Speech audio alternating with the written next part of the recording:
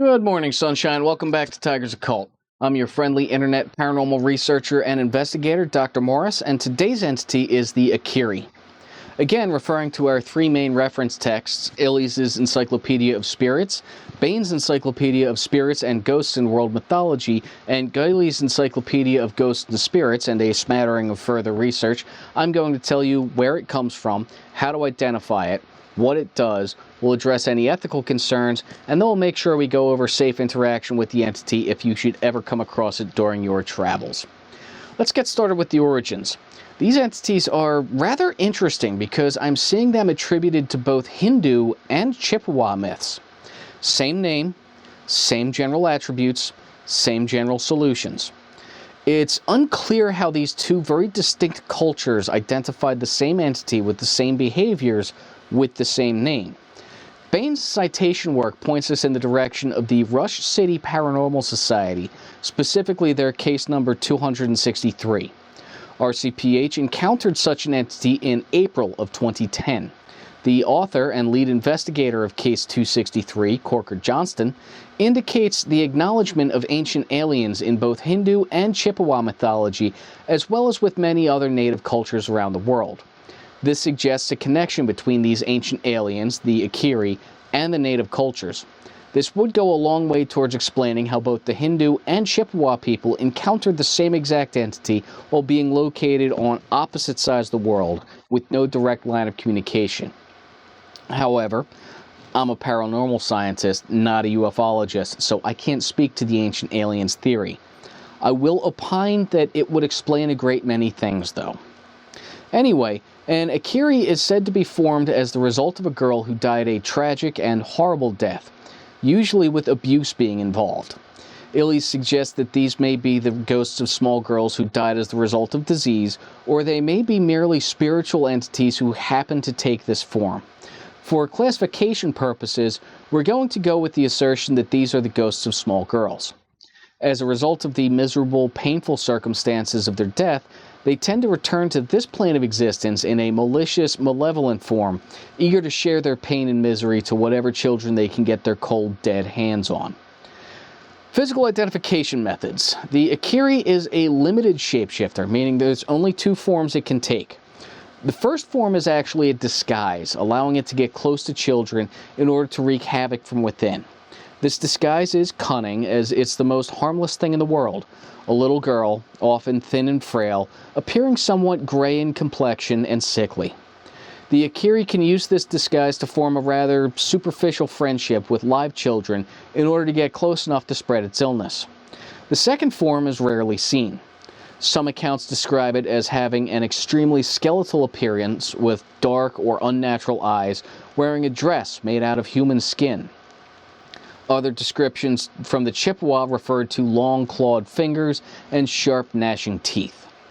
Either way, this second form is generally considered to be the true form of the Acheri, and it's rarely seen unless spotted by an adult while the Acheri is in the process of infecting a victim, or when the Acheri is cornered and its only choice is to actively go on the offense and attack.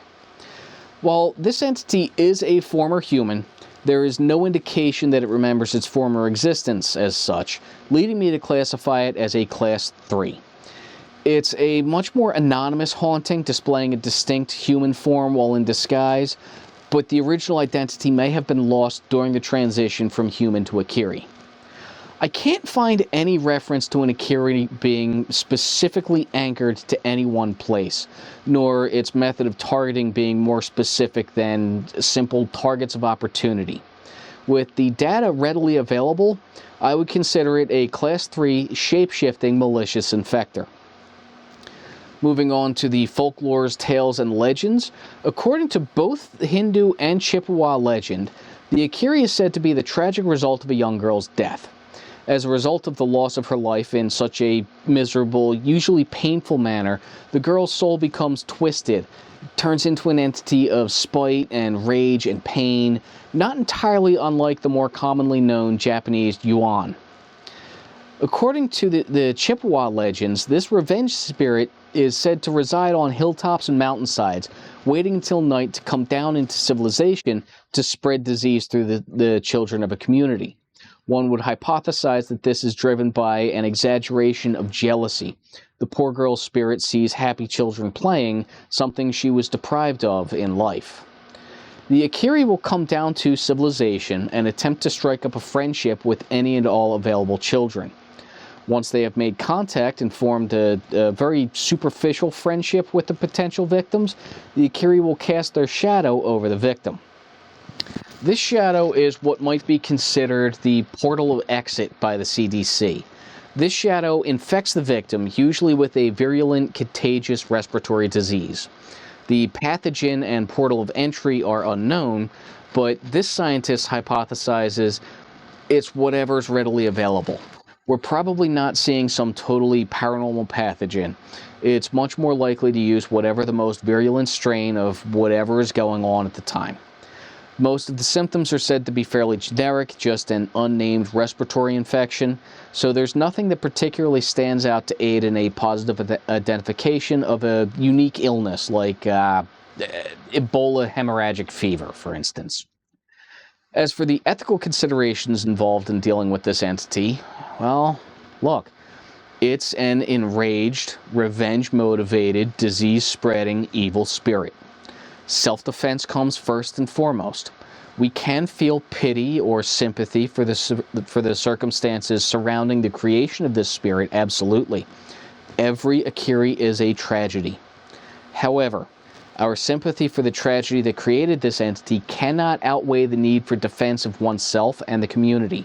These entities grow more powerful from spreading human misery, so the more people who are sickened by the Acheri, the more powerful they become. The sooner you put this spirit to rest, the better. Now, for safe interaction methods. Both the Chippewa and Hindu mythologies indicate the color red is said to ward off an Acheri. The Chippewa consider it a color of protection against evil, and wearing a ribbon or beads or something similar offers its protection. The Hindu mythology says that red is connected with blood and life energy, standing in sharp contrast to the sickly gray complexion of the dead Acheri.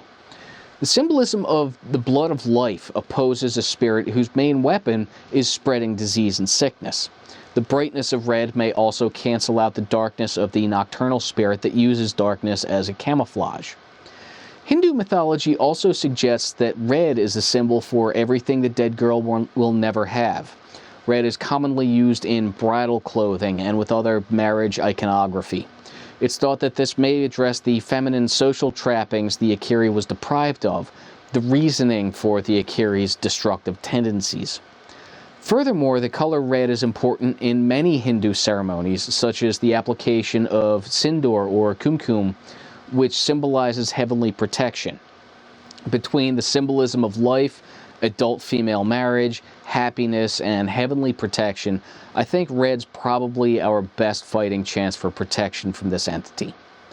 One article mentioned that being a natural redhead might work, although that author also said that the hypothesis was speculative at best. As of right now, there doesn't seem to be any known surefire methods guaranteed to destroy an Acheri. Like many entities, salt is recommended for perimeter defense due to its purity. You can line a perimeter with salt. It can be carried in leather pouches. For temporary protection, you might load some rock salt into a 12-gauge shell, maybe. But that is not a long-term solution. That's temporary at best. The Chippewa also suggest that wrapping a red cloth that has been blessed by a medicine woman around the Acheri's neck may cause the Acheri to dissipate and find its eternal rest. Alternately, despite its classification as a Class 3, it may be possible with research to positively identify the girl's spirit and reassign it as a Class 4. Once identity is established and confirmed, with further research it may be possible to determine the circumstances surrounding the Acheri's anger and possibly mitigate it by providing some sort of solution, allowing the Acheri to go to their eternal rest.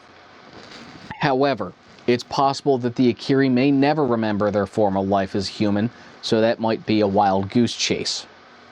Anyway, that's about all the information I was able to dig up about this sad spirit, the Acheri. I hope you found it informative. As always, like, comment, share, subscribe, all that good stuff. You can find me on YouTube, Rumble, BitChute, and Odyssey. Till next time, fellas, I'll see you down here at the lab.